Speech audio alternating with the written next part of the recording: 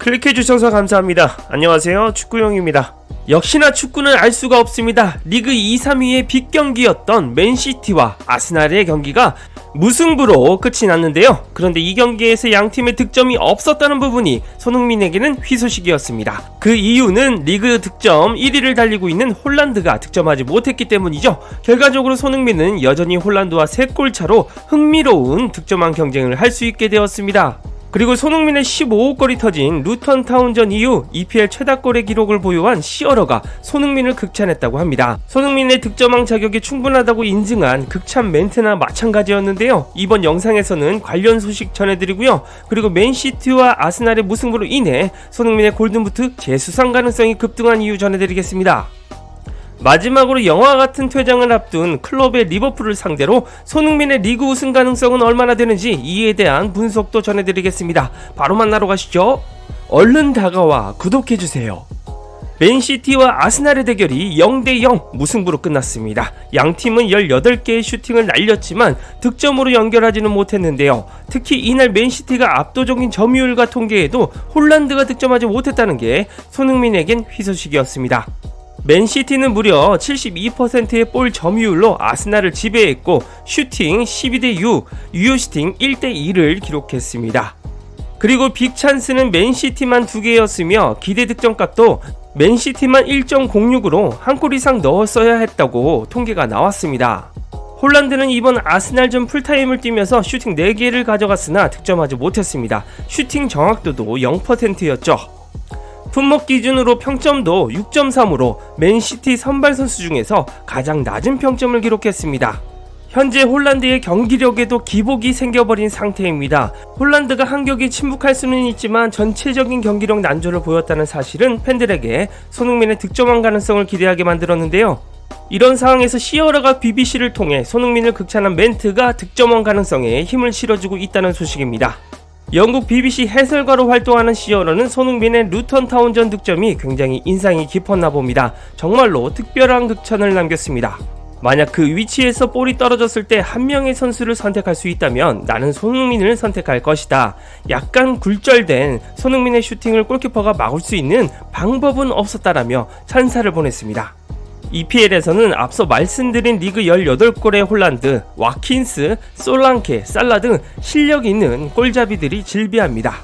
그럼에도 불구하고 공격수 출신 시어러가 루턴전 결승골 상황에서 선택한 선수는 손흥민이었던 것이죠. 이 말의 의미는 손흥민이 가장 믿을만한 골잡이라는 뜻이 됩니다. 사실상 손흥민의 골 결정력을 리그 최고라고 말하고 있는 시어러인데요.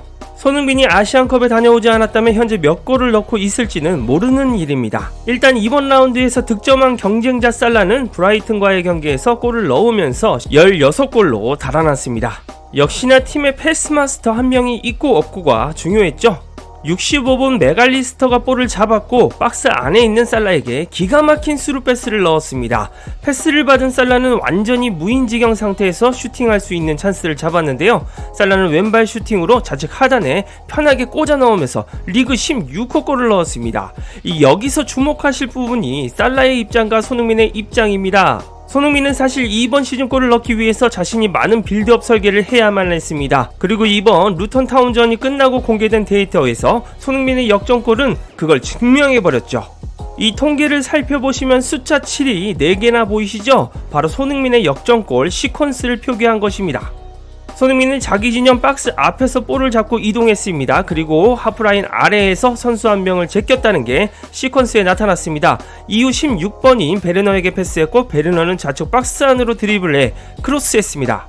그 다음은 22번 존슨이 손흥민에게 다이렉트로 패스를 해준 것이 시퀀스에 나타났고요. 그리고 마지막 빨간색 7번이 손흥민의 역전골을 표기한 것입니다. 전체적인 토트넘 결승골의 시퀀스가 손흥민에서 시작되어서 손흥민으로 끝난 골인 것을 볼 수가 있습니다. 이게 다른 득점왕 경쟁자들과 손흥민이 다른 클래스를 보여주는 이유입니다. 메디슨이 부상에서 복귀 후 경기력이 이전과 같지 않습니다. 만약 손흥민이 리버풀의 메갈리스터와 같은 송곳 같은 킬패스를 받아 무인지경에서 슈팅할 수 있다면 손흥민의 득점은 기하급수적으로 늘 겁니다. 따라서 중원에 창의성 있는 패스마스터가 이번 여름 인적 시장에서 꼭 필요한 이유인데요. 엔지 감독이 그래서 노팅엄의 모건 화이트를 메디슨의 경쟁자로 영입하려 한다는 이적설이 돌고 있는 것이죠. 우리 손흥민 선수도 참 골을 넣기 위해서 혼자서 많은 것들을 만들어 가야 하니 참 피곤할 것 같습니다. 게다가 이번 루턴타운전은 태국 2연전을 마치고 회복도 제대로 못한 채 나선 경기였습니다. 경기 후 손흥민도 정말 너무나 힘들었다고 솔직히 털어놓기도 했죠. 손흥민은 2021-22 시즌 23골로 살라와 함께 득점왕을 차지했습니다. 앞으로 9경기를 남겨둔 채 15골을 기록하고 있으니 남은 경기에서 몰아치기 득점에 성공한다면 이전 골든부트 수상 시즌의 골 수치를 기록할 수 있습니다. 지난 시즌 36골로 골든부트를 수상한 홀란드는 현재 18골로 이번 시즌 녹록지 않습니다. 현재의 경기력이 갑자기 개선될 가능성도 낮죠. 특히나 이런 시기에는 플레이메이커 역할도 가능하며 경기 보는 시야가 넓은 손흥민이 더 많은 것을 만들어낼 가능성이 높습니다.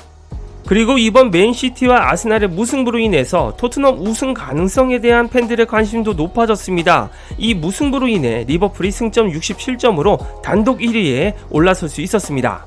그리고 남은 경기는 이제 9경기인데요. 토트넘의 승점은 현재 56점입니다. 현실적으로 우승을 위해서는 전승 또는 다승 무패의 전략만이 남아있는 상태죠.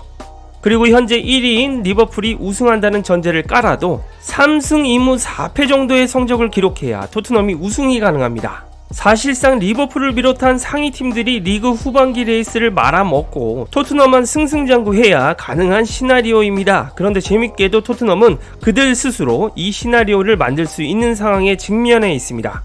우승이라는 전제하에 승점 6점짜리 경기가 3개나 남아 있습니다. 토트넘은 맨시티, 아스날, 리버풀을 차례로 만나는 지옥의 3연전이 남아 있습니다. 만약에 손흥민의 맹활약으로 토트넘이 이 3경기를 모두 잡아낸다면 이야기는 달라질 수가 있습니다. 이 경기들을 제외하고는 웨스트햄과 뉴캐슬 원정이 조금 까다롭습니다. 따라서 이유를 불문하고 토트넘이 남은 9경기 거의 전승에 가까운 기적을 이뤄내야 우승할 가능성이 있다는 것이죠. 사실 이 성적을 낸다는 건 매우 어려운 일입니다. 허나 손흥민을 토트넘 동료들이 제대로 도울 수만 있다면 상황은 달라질 수 있습니다. 손흥민의 골 감각은 지금 농익어 있는 상태라고 봐야 됩니다. 태국전부터 3경기 연속으로 득점하고 있습니다. 토트넘이 웨스트햄, 노팅엄, 뉴캐슬을 모두 승리로 잡아내고 상위 3팀과의 경기에서 기적을 보여준다면 트로피를 다음 시즌으로 미룰 필요가 없어집니다. 레스터의 동화를 이번 엔지 감독 체제에서 쓸 수도 있는 것이죠. 하지만 이건 어디까지나 토트넘 최상의 시나리오에서만 가능한 일일 겁니다. 때문에 개인적으로도 우승 가능성은 낮지만 손흥민의 득점왕 가능성만은 현실적으로 높다고 생각합니다. 여러분들은 손흥민의 득점왕 가능성 그리고 토트넘의 리그 우승 가능성 어떻게 보시나요? 이상 축구용이었습니다. 구독과 좋아요, 알림 설정 눌러주시면 빠르고 정확한 소식과 분석으로 보답하겠습니다.